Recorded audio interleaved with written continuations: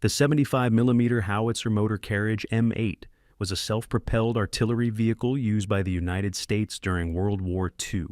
Developed on the chassis of the M5 Stuart light tank, it was equipped with an M116 howitzer mounted on an M7 frame. The initial design concept, known as the T41, placed the howitzer in the front hull. However, this design did not move beyond the mock-up stage due to insufficient crew protection, prompting a shift to the T47 design.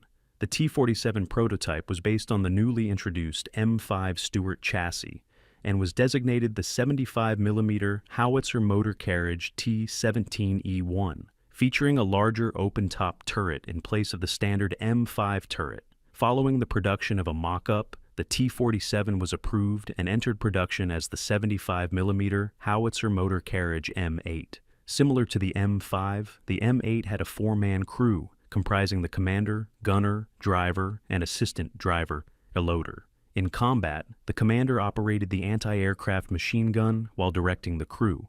The gunner was seated in the turret on the right side of the howitzer. The assistant driver, loader, moved from his seat in the front hull to assist with the loading, and the driver remained at his station.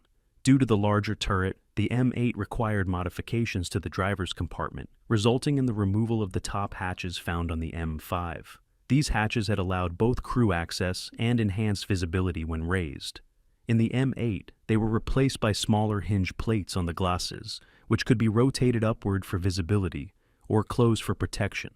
Periscopes installed on the top of the hull in front of the driver and loader provided visibility when the plates were closed, but the openings were too small for crew access.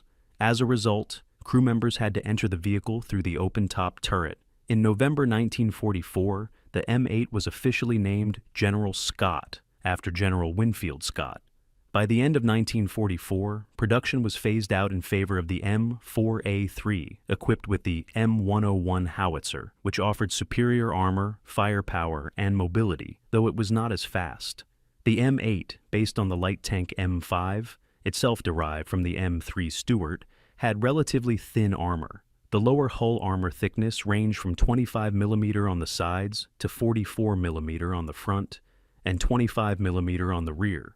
The lower hull sides were vertical, while the front was sloped at an 18-degree angle and the rear at 17 degrees, protecting the engine and radiator. The hull floor varied from 13mm at the front to 9.5mm at the rear. The glacis plate was 28mm thick and sloped at 45 degrees. The upper hull sides mirrored the lower ones in thickness, starting at 28mm at the front and tapering to 25mm at the rear. The vertical upper rear hull plate was 25mm thick, and a sloped section at 50 degrees connected it to the 13mm thick flat hull roof. If you want more, let me know in the comments, subscribe, and leave a like. Thank you.